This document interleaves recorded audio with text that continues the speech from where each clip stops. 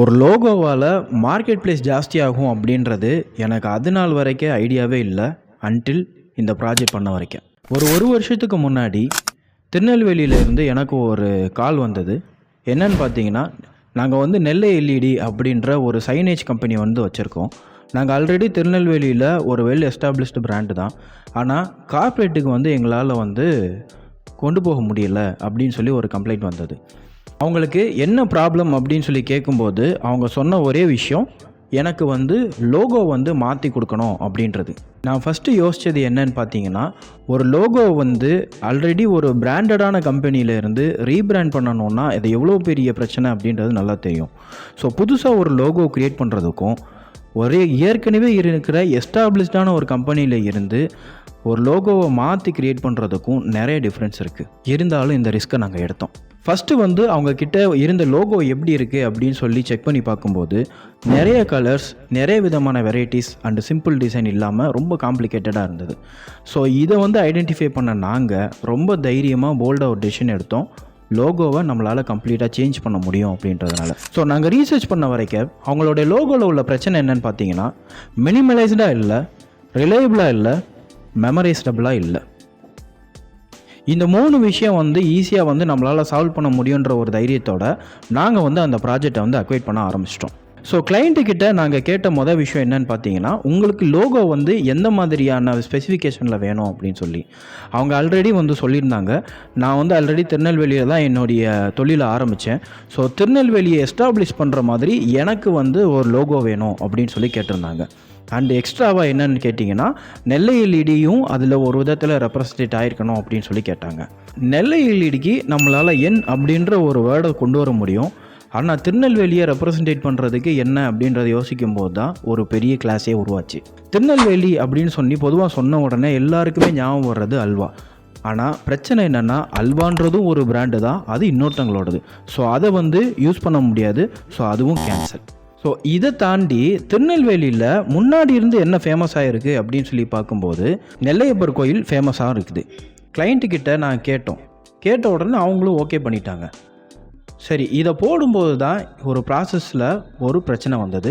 அதுதான் design problem. பாண்டியர் காலத்தில் கட்டப்பட்ட எல்லா கோயில்களுமே ஒரே மாதிரியான வடிவமைப்பை சொன்னது தான். கிட்டத்தட்ட மதுரையிலேருந்து கன்னியாகுமரி வரைக்கும் இருக்கிற எல்லா கோயில்களுமே ஒரே வடிவமைப்பு இருக்குது. அதனால் இந்த கோபுரத்தை எப்படி நாங்கள் கொண்டு வர்றதும் தெரியல. ரெண்டாவது, நாங்கள் கோபுரத்தை கொண்டு வந்தாலுமே ஒரு விஷயத்தில் மாட்டிப்போம்.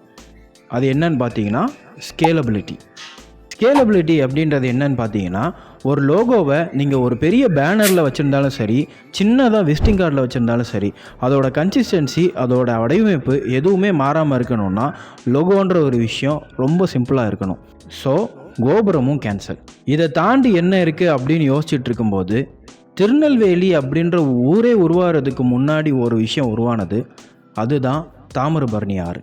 தாமிரபரணி ஆறையும் நெல்லை எல்இடியையும் கனெக்ட் பண்ணுற ஒரு கனெக்டிங் பாயிண்ட்டாக இந்த விஷயம் இருக்கணும் அப்படின்றதுனால நாங்கள் உருவாக்கின, சிம்பிளிஃபை பண்ணி கொடுத்த ஒரு லோகோ தான் இது.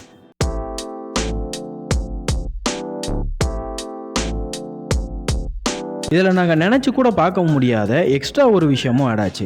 அதுதான் எலக்ட்ரிசிட்டியோட சிம்பிளும் எல்இடியும் கனெக்ட் ஆகுது அப்படின்றதுனாலையும், ரெண்டாவது இது தாமிரபரணி ஆறை கனெக்ட் பண்ணி கொடுக்கறதுனாலையும், மூணாவதாக என் அப்படின்ற ஒரு விஷயத்தை கொடுத்ததுனாலையும் கிளைண்ட் ஹாப்பி. நான் சொன்ன இந்த 3 விஷயமும் இதில் நாங்கள் கொண்டு வந்திருக்கோம். அதாவது மினிமலைஸ்டாக இருக்கணும், ரிலேட்டபிளாக இருக்கணும், மெமரபுளாக இருக்கணும். இந்த 3 விஷயத்தையும் ஒரே லோகோவாக கொண்டு வந்து இந்த லோகோவை நாங்கள் கொடுத்ததுனால இது ஒரு சக்ஸஸ்ஃபுல்லான ப்ராஜெக்டாக கன்சிடர் ஆச்சு. ரெண்டாவது, இந்த லோகோவை ஒரு பெரிய பிஸ்னஸ் ஃபோரமில் வச்சு ரிலீஸ் பண்ணியிருக்கிறதுனால அங்கே இருந்து எனக்கு இன்னொரு ஆர்டரும் ஆன் டைமில் கிடைக்க ஆரம்பிச்சது அப்படின்றது தான் எங்களுடைய சக்ஸஸ் ஸ்டோரி. நாங்கள் ஒரு லோகோவை வந்து கரெக்டாக ஸ்ட்ராட்டஜைஸ் பண்ணி ஒர்க் பண்ணி கொடுத்ததுனால இவங்களால் இப்போது ஈஸியாக கார்ப்பரேட்டில் ஆர்டரை வந்து எடுக்க முடியுது. நாங்கள் வந்து இப்படி தான் அப்படின்றத இவங்களுக்கு ஏற்ற மாதிரி மாற்றிக்கவும் முடிஞ்சது. இவங்களா இந்த ஒரு சின்ன லோகோவால் இவங்களோட பிஸ்னஸ் ட்ரான்ஸ்ஃபர்மேஷன் ஆச்சு. ஆனால் இது வெறும் லோகோவால் மட்டும்தான் முடிஞ்சதா அப்படின்னு கேட்டால் கிடையாது. இந்த லோகோவை கன்சிஸ்டண்ட்டாக எல்லா இடத்துலையுமே உபயோகப்படுத்த ஆரம்பித்தாங்க. இதுக்கேற்ற கலர், இதுக்கேற்ற டோனு, இது மட்டும் இல்லாமல் அவங்க கொடுத்த சர்வீஸ் ரொம்ப பெஸ்ட்டாக இருந்ததுனால தான் அவங்களால ஒரு பெரிய பிராண்டாகவும் மாற ஆரம்பிச்சது. ஸோ லோகோவை மட்டும் நம்பி ஒரு பெரிய பிஸ்னஸாக உருவாக்க முடியுமான்னு கேட்டால் அதோடைய கன்சிஸ்டன்சி ரொம்ப முக்கியம். ஸோ இந்த மாதிரி லோகோவுக்கான இன்ஃபர்மேஷன் இல்லை பிராண்டிங்கான இன்ஃபர்மேஷன் வேணும்னா நீங்கள் இந்த சேனலை சப்ஸ்கிரைப் பண்ணிக்கோங்க.